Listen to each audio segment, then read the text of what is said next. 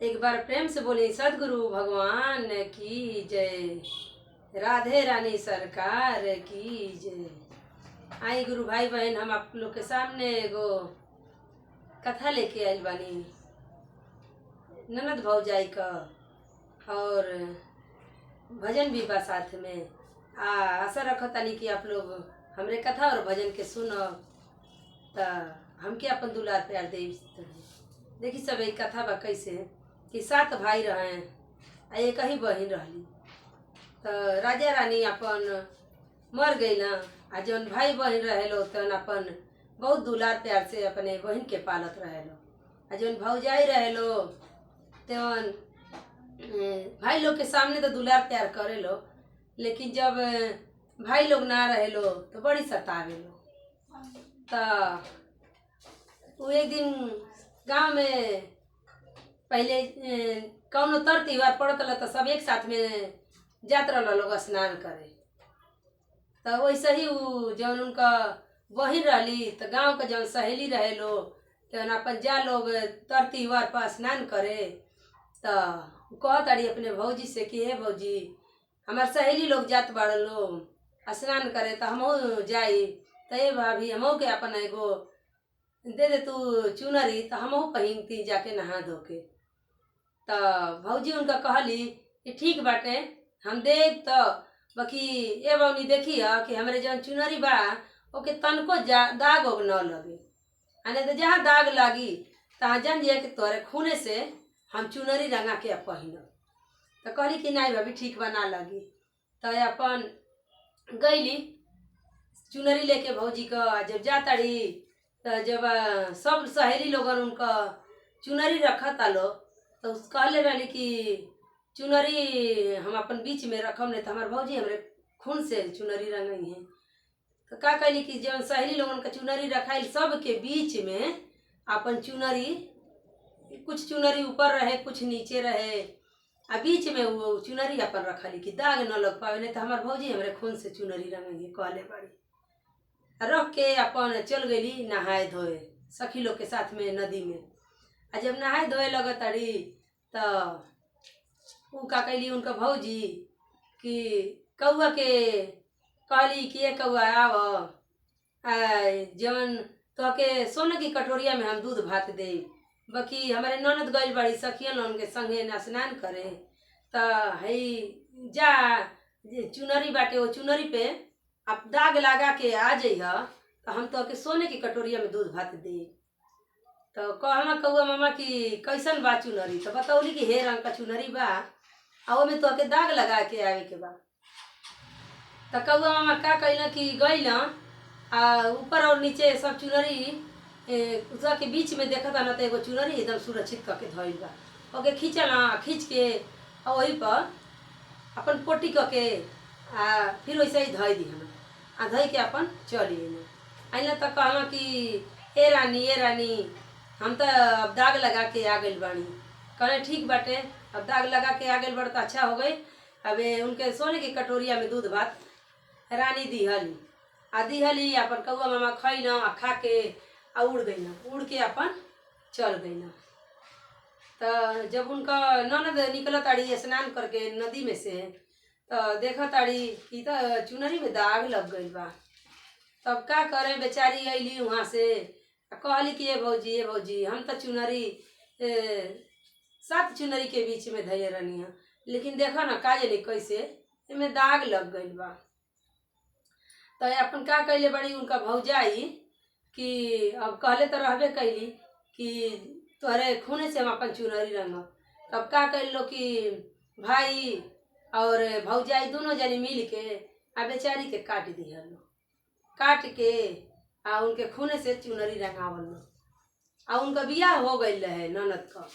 जब बियाह हो गई रहे तो जब कुछ दिन पहले के समय में बियाह हो जात रहा आ गौना बहुत दिन के बाद होत रहा।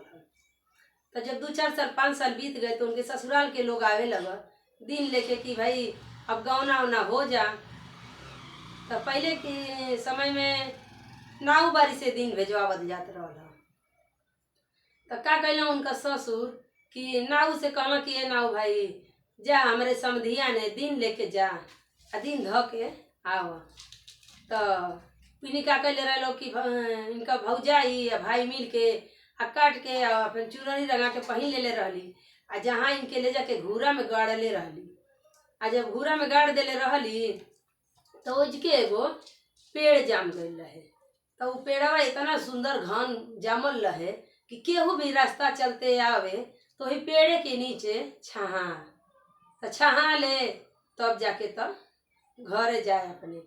काहे कि गाड़ी मोटर के साधने ना रहे, लोग पैदले पैदले चले आ जहाँ छाह मिले हो तनी छहाए लगे लोग। तब उ का कैली कि जब नाव वहाँ से निकलता ना घर से आ जब पहुँचता ना समधियाने की रास्ता थोड़ा नदी के तब देखा ना पेड़ देखता कि वाह कितना सुंदर पेड़ बा, तनी छहा ले तब हम जाए। तो जब गई ना पेड़े के नीचे बैठा था न तो पेड़े में से आवाज आवता, कहताड़ी का कि हमारे ससुर जी के नौआ हो, डाढ़े मती छुई है पाती मती छुई है, हमारे नैहर जनी जइहा हो। भैया मरले भौजी मरवली, हमारे रकत के चुनरी रंगौली, भौजी ने पापी ने पहिनती बाड़ी। कह दड़े नाऊ कि ये पेड़वा में से कैसन आवाज आवता, का बात बा कि पेड़वा में से आवाज आवता, आई काहे कहताड़ी कि हमरे नैहर मत जइहा। अब उ नाऊ का कहना कि वहीं से वापिस लौट गईना ना दिन धरे आ जाके वापिस कहता न कि हम देखिए ना हम आपकी समधिया ने जात रहनी तो समधिया के बाहरवा एगो नीब रहा झाड़ रहल तो वो जो कहताड़ी पेड़वा से आवाज आवता कि हमारे ससुर जी का नौआ हो, झाड़ मत छुईहा पाती मत छुईहा, हमारे नैहर मत जइहा हो।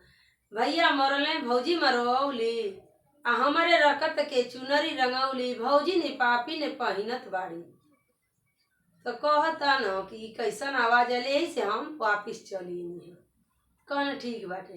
तो जब नाव वापिस चले न तो फिर कुछ दिन बीतल तो फिर पंडित रहे तो कहना कि ये पंडित भाई दिन बनता है, अगर जो ना लिया जाए तो फिर कुछ दिन के बाद तीसरा पाँचवा सतवा ऐसे होला तो कितना दिन रुकल जाए, अब तू जा दिन लेके तनी तो पंडित जी कहना ठीक बा हम जाता नहीं।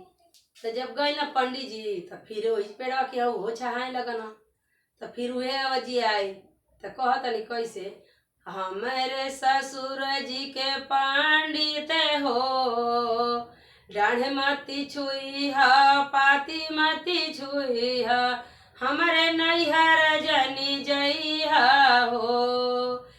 भैया मरले भौजी मरवली, हमारे रकत के चुनरी रंगवली, भौजी ने पापी ने पहिरती बाड़ी। तो फिर अपन पंडित जी कहता न कि पेड़वा से आवाज आवता तो कहता कि हमारे नैहर मत जइहा। तो का करे हम जाई, चल यहाँ से तनी जाई अपने जजमान से पूछब तो फिर हम आई दूसरे दिन। तो वो अपन पंडित जी वहाँ से लौट के चल गई। जब चल गई ना तो फिर उनका भसुर के कहा ना उनका ससुर की ये बाबू अब तू जा देखा का बात बा। तो गई ना उनका भसुर तो कहताड़ी फिर वही पेड़े की यहाँ जो हो सुस्ताए लगना आराम करे लगना तो वो के आवाज आवे लगा कि हमारे भसुर जी हो, डाढ़े मती छुई हा पाती मती छुई हा, हमारे नैहर जनी जइहा हो। आ भैया मरले भौजी मरवली, हमारे रकत के चुनरी रंगौली, भौजी ने पापी ने पहिरती बाड़ी।